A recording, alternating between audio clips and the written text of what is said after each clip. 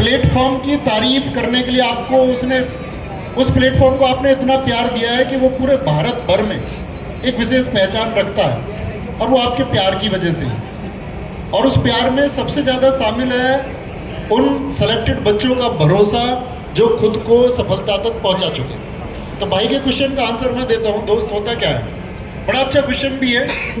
कभी कभी आपने देखा होगा तैयारी करते टाइम क्या होता है कि हम किसी विषय को अपना बड़ा पसंदीदा विषय समझ लेते हैं। किसी के लिए मैथ हो सकता है, किसी का अंग्रेजी हो सकता है, किसी का रीजनिंग हो सकता है, हिंदी, ऐसा होता है ना। हम कोई एक विषय को अपना एक पसंदीदा विषय मान लेते हैं, और जिसको हम पसंदीदा समझते हैं उस पर हम वक्त भी ज़्यादा देते हैं। और एक स्टूडेंट की सबसे बड़ी गलती यही होती है कि जिस रेशियो में आपका एग्जाम आना है उस रेशियो में आपको घंटे भी देने हों। आप आइडियल एक स्टडी मान के चलिए 6 घंटे। भाई ड्रोन को बंद कर लो, इसको, ये ड्रोन वापस बुला लो, इसको रख लो अभी थोड़ी देर। यार ये कोई बिहार की वीडियो थोड़ी से बीच में मत भेजो, बता दो।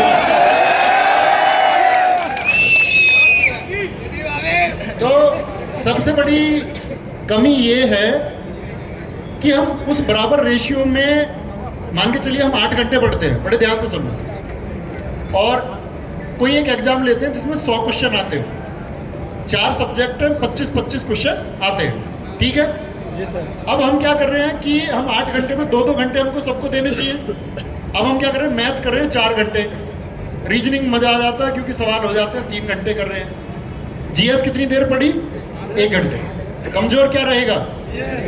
अब मान के चलिए किसी का जीएस में इंटरेस्ट है, 4 घंटे जीएस पढ़ी और मैथ पढ़ा 1 घंटे, कमजोर क्या रहेगा। ये गलती है, बराबर टाइम दो। और जब लगे कि मेरा जो सब्जेक्ट है अब इस पर कमांड बन गई है, रीजनिंग के लिए अब 2 घंटे देने की जरूरत नहीं है क्योंकि रीजनिंग पर मेरी कमांड अब बन चुकी है, तो रीजनिंग को 1 घंटे कर दो। अब रीजनिंग का बचा हुआ 1 घंटा किसको देना है, जो सब्जेक्ट कमजोर है। हिंदी को या अंग्रेजी को आपको लगता है कि भाई मेरी कमांड बन चुकी है, तो जिस विषय पर आपकी कमांड बन जाए उस समय को उसे दे दो जिस पर आपकी कमांड नहीं है। तैयारी का मूल नियम तो ये है। अगर आप करते रहेंगे ऐसे कि नहीं जी मुझे तो मजा आ रहा गणित करने में, और मजे के चक्कर में तुम्हें पता दुनिया बर्बाद है। जैसे अभी तुमने देखा, मतलब इस एज में रहता ये एक्साइटमेंट कि लड़की कैसे बोली वहां से, तो उठ के देख रहे हैं सारे। सर ने आके बोला माँ का फोटो याद कर लेना, सबकी आंखें नीचे, जिंदाबाद जिंदाबाद। मतलब ये चीजें क्षणिक है, मोमेंट्री है। आपको मैं बताऊं कि माँ, पिताजी, घर की हालत, स्थिति जिसको देखनी होती है ना भाई, वो बिगर किसी के कहे देखेगा। मेरे कहने से तुम अपने घर की स्थिति देखोगे, तुमसे बड़ा मूर्ख कौन है फिर।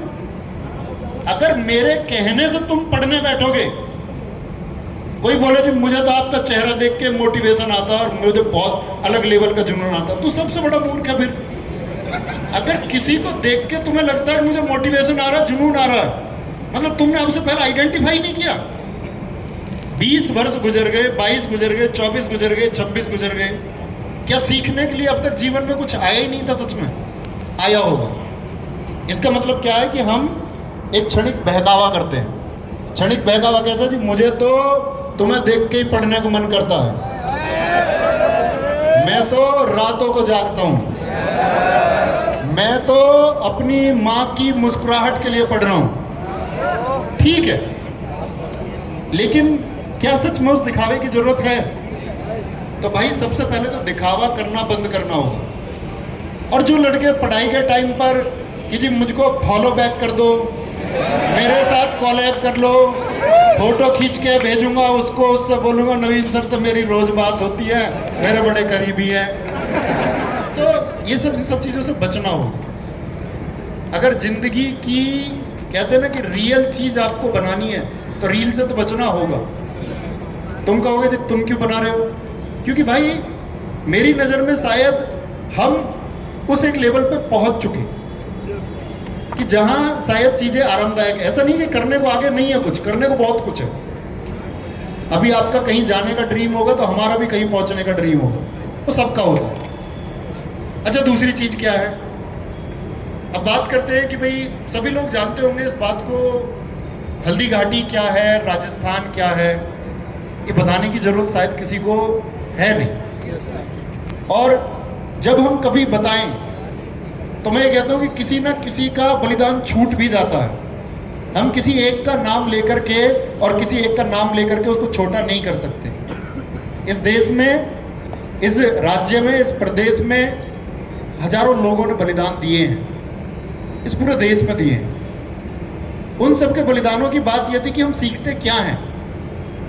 हम लोग यहाँ राजस्थान में जिक्र कर रहे हैं कि महान महाराणा प्रताप जी का बलिदान क्या है, सब जानते हैं। तो सीखने की जरूरत है।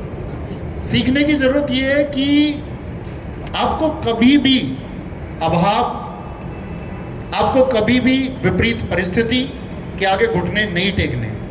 ये महाराणा प्रताप जी ने आपको सिखाया। चर्चित क्यों है या हमारे दिलों में क्यों बसते हैं? क्योंकि विषम परिस्थितियों में भी घुटने नहीं टिकाए। आप में से बहुत सारे लोग हैं जी मेरा सिलेक्शन नहीं हुआ, अभी पीछे एक भाई ने बोला 0.15 से रह गया जी, मैं 0.25 से रह गया। ऐसा भी हो सकता है कि आप शायद गवर्नमेंट जॉब के लिए सेलेक्ट हो ही ना पाओ। संभव है ना? मैं यहाँ खड़े होकर झूठ बोलूं कि आप सबकी नौकरी लग जाएगी आरडब्ल्यूएस पढ़ के, पॉसिबल नहीं है ना। शायद लग जाए सबकी, आप सब होनहार होंगे तो सबकी जॉब भी लग जाए। लेकिन ऐसा भी तो हो सकता है भाई शायद हम लोग गवर्नमेंट जॉब में सेलेक्ट ना हो, इसका मतलब जीवन तो खत्म नहीं होता। एक भाई ने बीच में खड़े होकर बड़ा अच्छा लगा, उसने बोला कि जी मैं पढ़ता नहीं हूं, मैं सिंगर हूं। तो जिंदगी जीनी भी है, प्रेशर क्रिएट नहीं करना दिमाग पे। तो जिसे कोई भी स्थिति है, आप लोग अपनी मेहनत पे ध्यान दो कि भाई मुझे मेहनत करनी है, मैंने ये डिजाइन किया है, ये एग्जाम है, इसका सिलेबस ये है, मेरी चीजें क्या सच में तैयार करने के लिए मैं वो वक्त देता हूं जो देना जरूरी है। सच सच बताना, जब आप लोग रात को आराम की स्थिति में पहुंचते होंगे, और सच ही बताना मतलब खुद को ग्रेट बनाने की कोशिश नहीं करनी।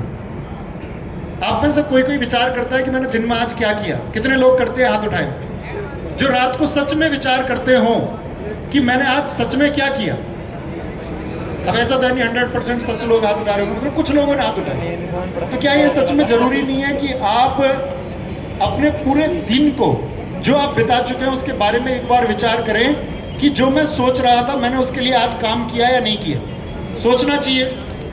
और मेरे दोस्त, जिस दिन सोच करके तुमको ये बेटर फीलिंग आएगी कि हाँ सच में मुझे गवर्नमेंट जॉब में सेलेक्ट होना था और उसके